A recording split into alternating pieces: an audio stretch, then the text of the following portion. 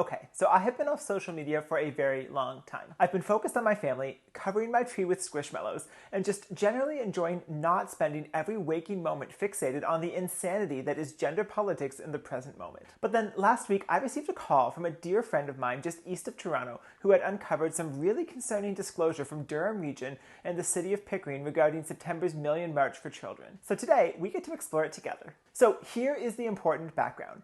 Governments, by their very mandate, are required to conduct their business open to their citizens. There are like a dozen democratic principles why this is the case, and it has been affirmed by the Supreme Court dozens of times. The gist is that democratic corruption is best mitigated when the public has clear visibility into the way decisions are enacted. There are plenty of records that are mandated to be made public on websites for transparency, but many, many more, like every email that staff and council sends, that are not on public websites. And that's not because we don't have access to it, that's because posting every communication that happens in governments is just way too much data. And the fact that these things are not available by default is precisely why every province and state has some sort of freedom of information law that stipulates that upon request, governments must release information that citizens request. Yes, any information, except of course for a few pesky exceptions related to identifiable information about particular individuals, disposition of land, client solicitor privilege, etc. Because in the municipal world, there is always going to be an exception. So anyway, back to the Million March. A friend of mine submitted a request to the City of Pickering requesting all communication by staff and council leading up to the march. She did this with the suspicion that some of the handling had not been above water. And last week, she received the 100-plus page disclosure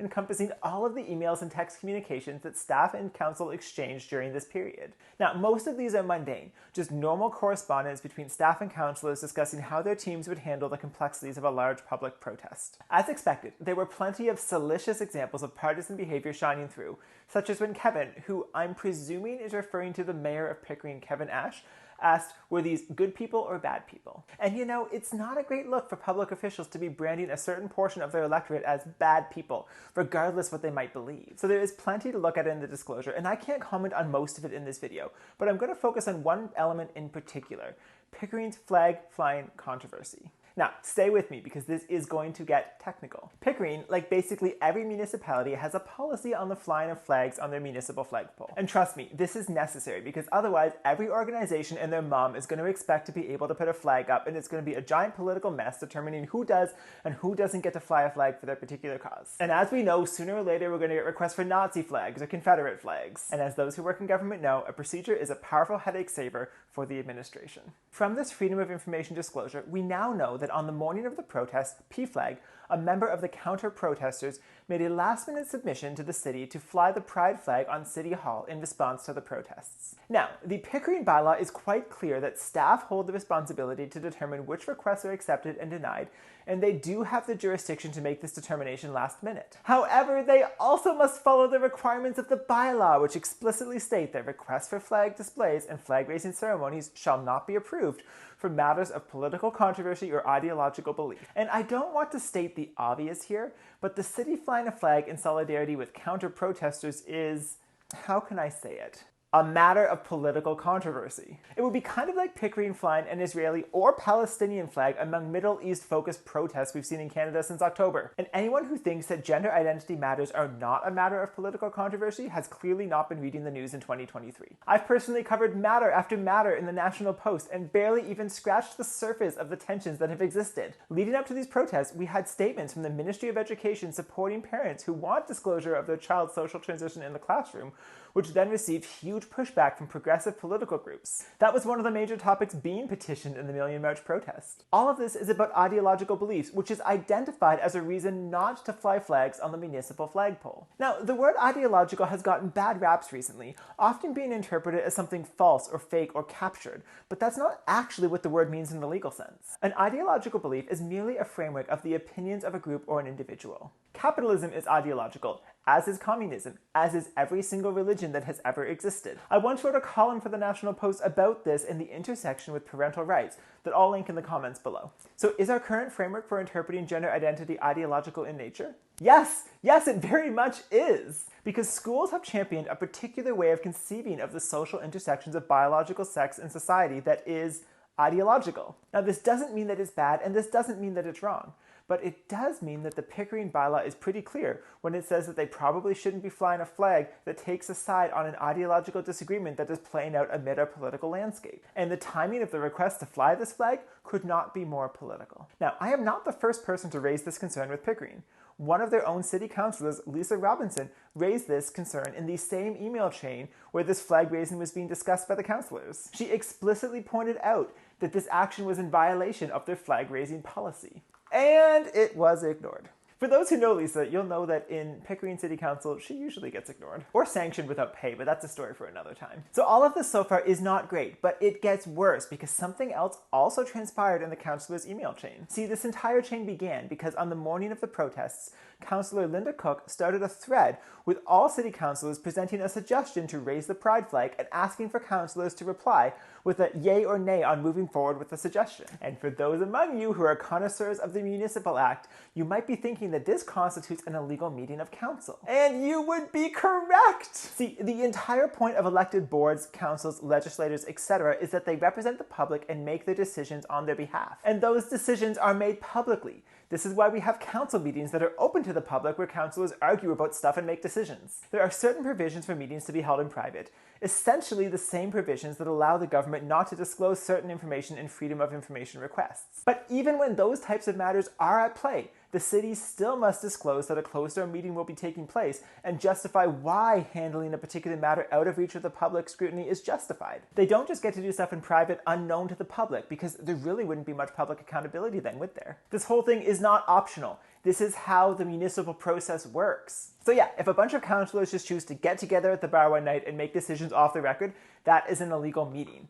That's the case whether they do it in person, or whether they do it on Zoom, or whether they do it on email. And you do not have to take my word for this. The Ombudsman has been incredibly clear on it, as has the Supreme Court. Now back to our friends in Pickering. So the Chief Administration Officer, for those of you who are south of the border, you'll probably know this person as the city manager, chirped in on this chain and clarified that in her haste she had made a mistake and had been referring to the half-masting flag policy, which does require the direction of the majority of members of council to proceed. As she later clarified, there is no decision-making role for council in the process of raising flags in Pickering.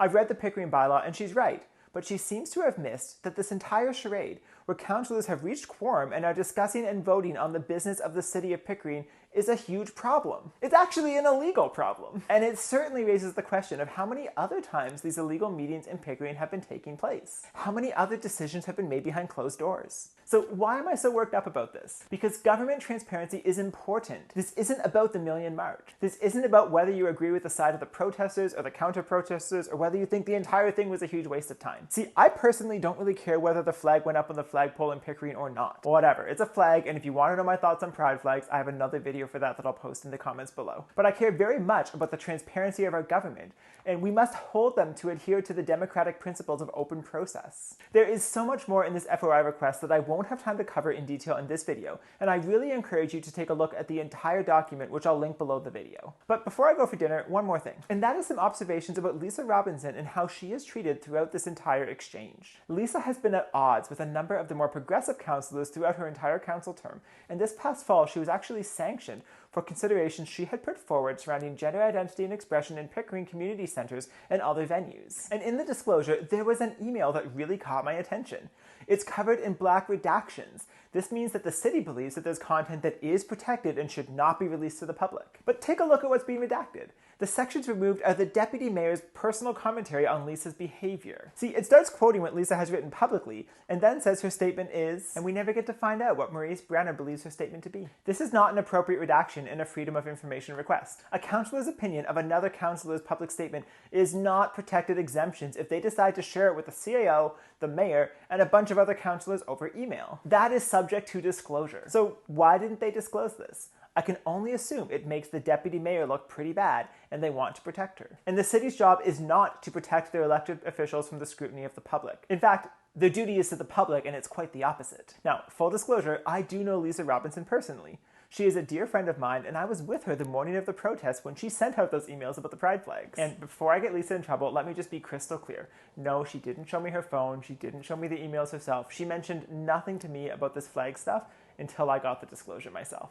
But with regard to what's been happening on Pickering Council, Lisa and I were discussing this whole ordeal in late October one night when I had lost my Metro Pass and stubbornly decided to walk the length of the subway to return to my car. And on that call, I told Lisa that there were elements of what she advocated for that I, as someone who is transgender, disagree with. And what she said back surprised me. She reminded me that I don't actually know what she stands for. She told me that as a counselor, her job is to forward the concerns of her constituents, and that's what she's doing when she raises the concerns she's hearing from Pickering residents. And that doesn't even mean that she fully agrees with them, because Lisa believes that voices should be heard even if she isn't fully on board with what those particular individuals wish to see. And side note, Lisa did actually tell me what she personally thinks, but I will leave that for her to disclose as she sees fit. But I will say that as someone who's transgender, I feel pretty comfortable around Lisa. Lisa's perception of her civic duty underscores everything wrong that's occurring in this Pickering disclosure. Many of the councillors and city staff have taken a partisan position against the protesters, and they've been operating from the perspective that the protesters are wrong. And they're allowed to have those opinions,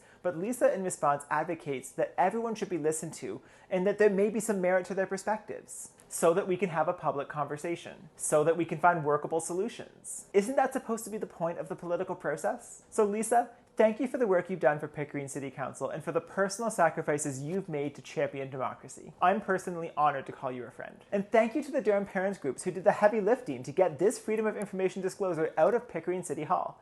You did the hard work, and none of us would be able to see this disclosure if you hadn't sought out answers. She received the 100-plus page disclosure